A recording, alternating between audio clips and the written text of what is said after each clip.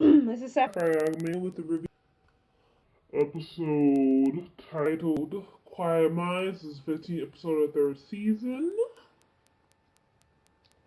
And in this episode, we have the opening sequence has Lumiere featured in the background. So as all with my reviews, I'm going to start in the character's past and then, of course, the present. In the character's past. In the Enchanted Forest a year earlier, Belle and Neil talk about Rumpelstiltskin as they search for clues in his castle on how to find him. As they enter the library to check for any evidence, a voice starts calling for the two, and his flaming face is revealed to be Lumiere, who tells them Rumpelstiltskin had him entrapped in this form as punishment. He directs them to a key, which is the vault where the first Dark One dagger was made, which has a triangular sign on it. A curious Neil agrees to use it, then blows Lumiere's candles out with Belle carrying it to the destination in the forest. On the way to Neil and Belle, Zelena enters the library and is pleased that they fell for her trap by using Lumiere as her minion, believing that they are not as smart as they think.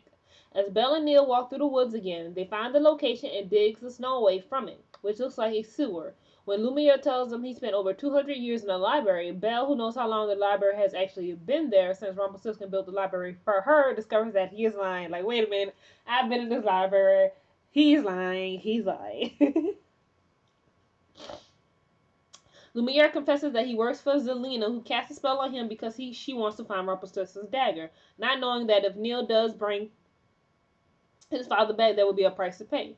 Believing he can save both his father and his family, Neil opens the crypt and his hand burns, leaving a marked scar, and bubbling up from the ground was Rumpelstiltskin. As he is finally reunited with Bellfire and Belle, they are interrupted by Zelena. Bellfire then falls to the ground, having learned that he has sealed his face by saving Rumpelstiltskin from Zelena, who then turns her attention to the dagger and takes control of the item away from him. She then orders Rumpelstiltskin to kill Belle, but Lumiere uses his flames to hold Zelena back long enough for Belle to escape with him.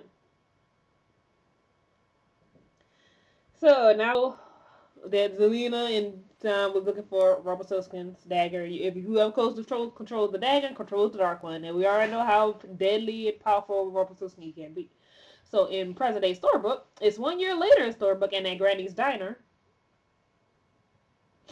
Emma, David, Regina, Hook, and Mary Margaret meet up to start another search for Mr. Gold, as they suspect that he might have escaped the cage.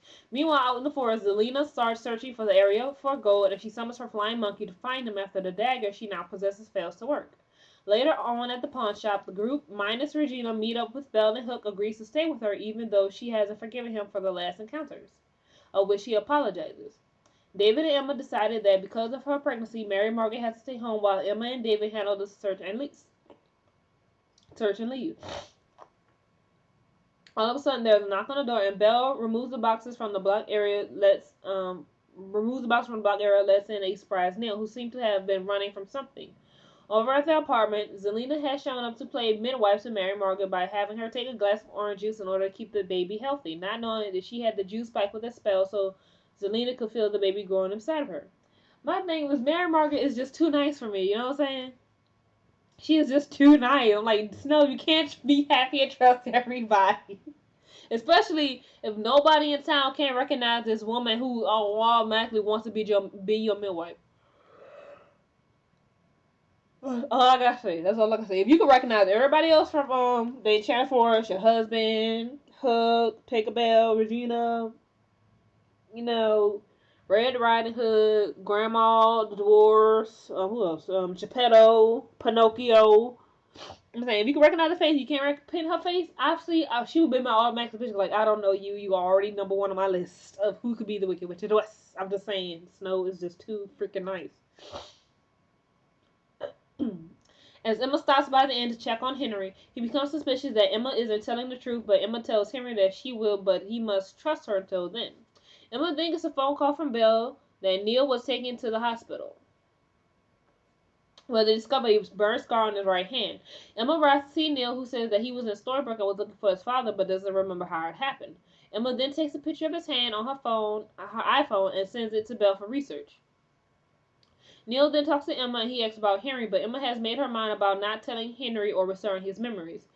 My thing with this with Emma, okay, I get she wants to protect her son, but at the end of the day, Snow White, Prince Charming, Bellfire, Rumpelstiltskin, and Regina are all this boy's family. You can't keep him from his family. You can't keep him away from his daddy. You can't keep him away from his grandparents and his other mother. Like, you can't do that, Emma. Because, I mean, we remember what last time when Emma lied to Henry when she said Daddy died and we find out Neil's there. He was the son of Rumpelstiltskin and they all blew over and he didn't trust her. Henry doesn't like nobody lying to him. He ain't like it when Regina did it. He ain't gonna like it when you do it. So I'm like, damn, just let this boy see his daddy. We get it. You know, you was left in the prison, you all by yourself, but now you know the truth that he didn't do it on purpose and he loves you, you think, you know, I'm gonna let this guy see his dad. I'm gonna let my son Henry see his father Neil because, you know, Neil is a good man, you know, and not like some beat down dad or something. No, no, no. Emma doesn't want that. She wants to keep her child in the dark.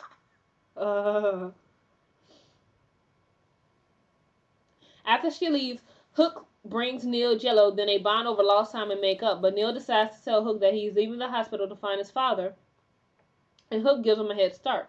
Regina decides to check out the farmhouse when she hears something and out of nowhere captures an arrow from a startled Robin Hood. As the two investigate the place, Regina and Robin try to get acquainted with each other and try to break the ice when Robin comes across a bottle of whiskey and share a drink. As Robin opens up his arm, Regina notices the crest as the same one she remembers from the tavern back in the Enchanted Forest before the first curse, prompting Regina to run out of the house. Later on in the forest, she sees from a distance Robin and his merry men playing with Roland. So I'm like, oh, yeah, you know who he is, Regina. The RR's Outlaw Queen. What, Outlaw Queen. Woo-hoo. Around the same time, David and Emma search for the forest for any signs of Gold, and they find him after they hear his voice. Emma tries to ask Gold about what happened, but he keeps saying that the only thing he hears is voices in his head.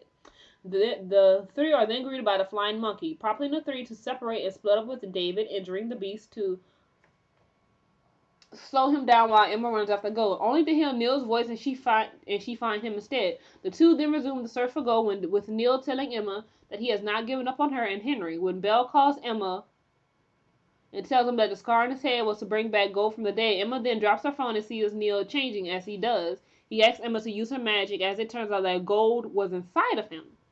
Emma holds Neil's hand and Gold appears. Unfortunately, the reappearance of Gold also meant the death of Neil, whose life he sacrificed in order to bring his father back as a part of the trade. A life for a life. Ah, don't you love that thing of dark magic? Magic always comes with a price, dearie.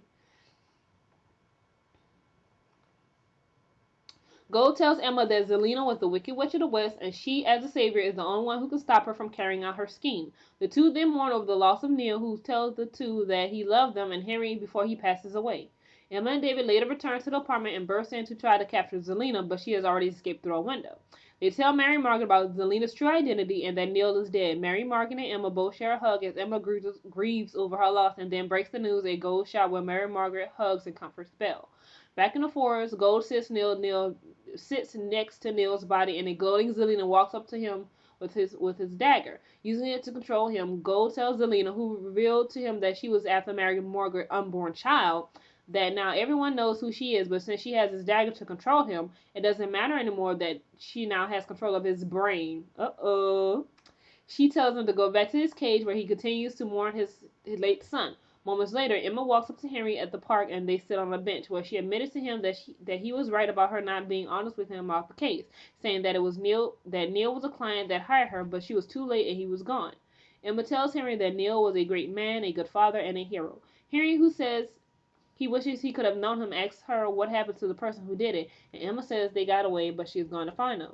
All he had to do was introduce Neil to her, but no, he was being all ooh, ooh, ooh, ooh, ooh. But now look what happened. He gone. Thanks a lot, Emma. Thanks a freaking lot, Emma. Now he'll never meet his dad again. Thanks to you, because you won't be all ooh. And I'm gonna keep him safe.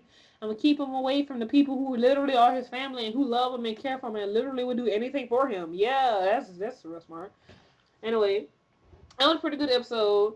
And I'm really liking Zelena as a villain because, like, you know, for most villains, you know, they're straight out evil. You know, they don't try to fight. But her evil is sort of like the sugary coat evil. She's all sweet and I want to help you, Mary Margaret, and da-da-da-da. And then she's like set straight. It's like, oh my god. I think that's like the worst kind of evil for me. To me, that's the worst kind of evil. When they're so sweet and sugary in your face, but behind your back, they're willing to stab you.